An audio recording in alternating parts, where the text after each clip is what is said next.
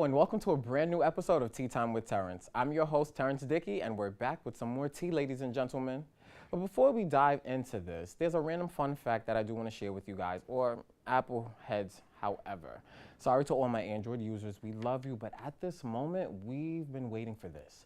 So for all of my Apple users, the day where we would struggle with the three-way FaceTime calls or on multiple devices with your iPad and your Apple Watch, and then you realize you couldn't even FaceTime on your Apple Watch and your phone and things like that, just so we can all be closer, those days are finally over.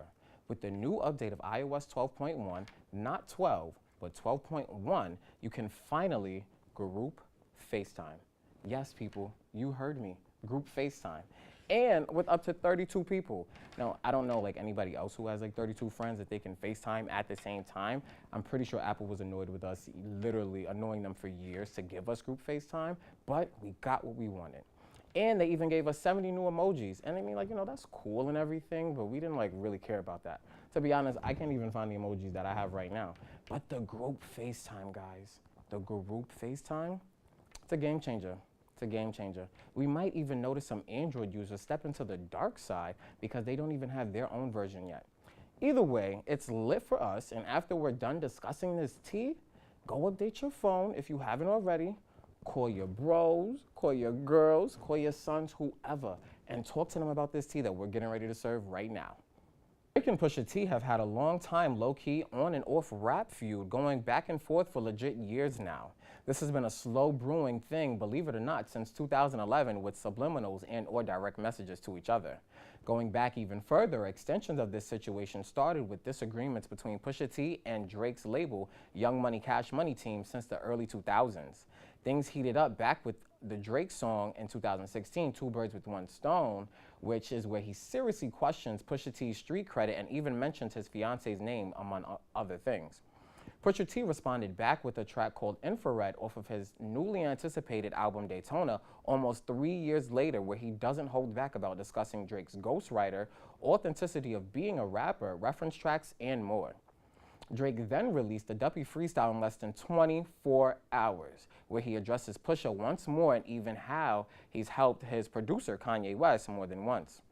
Then Drake proceeded to drop I'm Upset, a track off of his soon-to-be-released album Scorpion, which dropped in June of 2018. We all thought it was over and Drake had it in the bag until the tea got explosive. Things literally bursted into flames when Pusha T dropped the story of Adidon, another response to Drake where he elaborated on Drake's father leaving him, Drake having a child with a porn star and hiding him overseas, or the child overseas, and made fun of Drake's longtime friend and producer Noah 40 Shabib from suffering with multiple sclerosis. Drake sat down in a very candid conversation with LeBron James and said he knew whenever the diss track was released, something was soon going to come up about his kid, him seeming like a deadbeat father, and his own parents, and he was fine with that. But the final straw for him was when Pusha T wished death upon his close and dear friend, 40. So he said he was not going to further Pusha T's reputation and career by going back and forth with him any longer. Drake has never responded to Pusha T and said that he won't and that he's done, but he has something up his sleeve for whenever the time comes, if it ever does. But he did address the topic of his son on the track March 14th and why he chose to deal with the birth of his child the way that he did. According to the Rolling Stones, producer T Minus, who co-produced March 14th, had never even heard of the content of the song until the album dropped because it was something to be kept very private and very secure. However, how this information about Drake's child got out has not been fully confirmed. The Rolling Stones and many other media outlets have put two and two together that this information may have gotten out in Wyoming, where Drake visits Kanye West and they collab while Kanye West is also Pusha T's producer.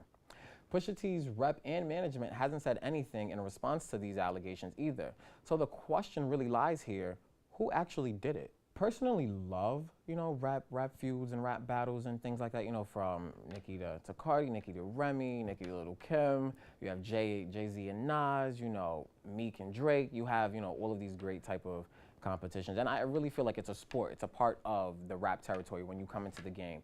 But as far as Pusha T was seen in a interview where he was talking about how he said that, off limits is no women and no children. Why Drake mentioned Pusha T's fiance, I really personally don't know why he did that, why he named her, whatever the case is. But however, I feel that Pusha T's response with naming the child, I feel like that, or not even naming the child, but the whole entire incident, I feel like that's completely different. I feel like even though that's your fiance, her name got dropped, and she is a woman, she's an adult, and unfortunately, she can still respond. Children cannot respond at all.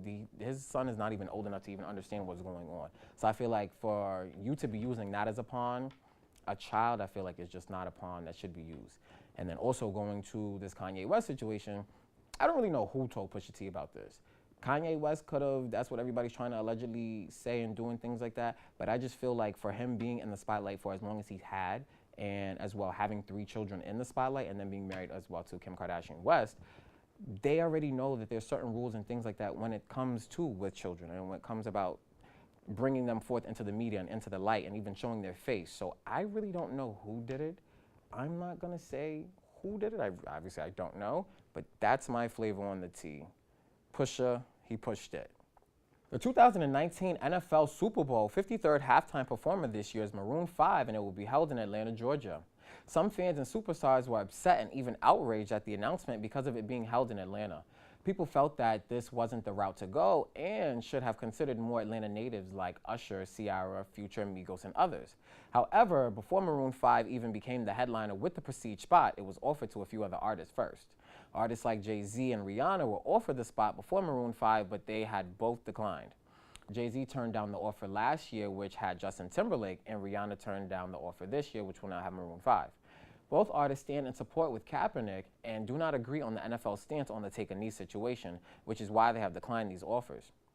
For those of you that don't know about the take-a-knee situation, Colin Kaepernick, former San Francisco 49ers quarterback, kneeled during the national anthem in several 2016 NFL preseason and regular season games to protest police brutality, shootings of African-American men, and other social injustices faced by black people in the United States. Twitter legit went into a frenzy, both supporting and against the new form of protest. Some fans were outraged because they felt that he was disrespecting the American flag, the country, and all of the men and women that fight for our country daily. However, that might have been Kaepernick's point all along. According to CNN, Kaepernick said, "To me, this is something that has to change," in a 2016 interview. And when there's significant change, and I feel like that flag represents what it's supposed to represent, and this country is representing people the way it's supposed to, I'll stand. Kaepernick also said he could not show pride in a flag for a country that oppresses black people and people of color. At first, Kaepernick was sitting during the national anthem, but after speaking with former NFL player Nate Boyer, Kaepernick began to kneel because he wanted to show more respect for women and men who fight for this country while still expressing his feelings about the situation. The NFL's response was simply that all team personnel on the field during the anthem must stand and show respect for the flag and the anthem. Players still persisted, and whoever participated in take-a-knee protests could have faced fines and etc. Since then, Kaepernick was benched for most of the 2016 season, and he's been a free agent since 2017 because no team in the NFL will sign him.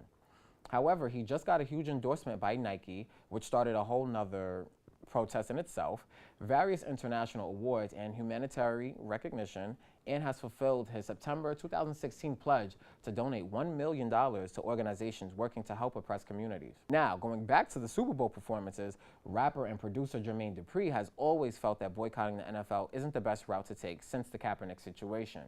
He thinks that boycotting only makes the situation a quiet and even hidden topic. According to TMZ, Dupri said that boycotts and marches don't seem like they work to me. I'm sorry.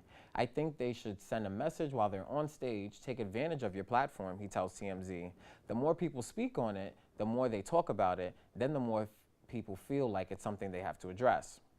I understand where Jermaine Dupri is coming from as far as using your platform and being creative with that, because, the Super Bowl has about 11.1 million viewers, I think, and that is a lot of people to reach out to and, kind of send that message, especially to a direct targeted audience with this whole take-a-knee situation.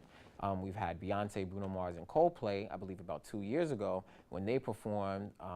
Beyonce was standing up for her causes, Coldplay was standing up for the LGBT community, and it was also held in San Francisco, so it was all kind of honed in right there. Now, however, the NFL is also going to see these rehearsals, it is going to see the shows and the acts, so I don't know if you can be as creative as you were or as other artists were previously in this climate. I don't know if they're going to allow certain things, if they're just going to let it be a playful, colorful act, or if they're going to let this be, you know, a stance of a movement or things like that. I don't know if the NFL would actually let it transpire. So I feel like them, you know, not taking the spot is definitely cool. However, I do also agree with Jermaine Dupri again. I feel like when you boycott the situation, then you don't talk about the situation just dies. It kind of goes away. It gets swept under the rug. So I feel like maybe bringing more conversation to the topic and bringing more attention to it and things like that will definitely, hopefully, overturn the NFL's feelings and just the whole 9 yards for things of that nature. So that's what I feel on that. And I do love Maroon 5. Like, I absolutely do love Maroon 5. And as well, I would have also liked to have seen Atlanta Natives too. Definitely Usher for sure. Usher would have killed it. No Migos, sorry. Future would have been very good. And even Ciara, maybe Usher and Ciara could have did something. Like, you can't say Future and Ciara because they broke up, but that's a whole nother thing. But anyway, that's my flavor on that tea. Well, guys, thanks so much for sipping some of this tea with me. And don't forget, you guys can tweet me at TerrenceD_16 so I can hear what you guys think and topics you want me to discuss. See you guys next tea time.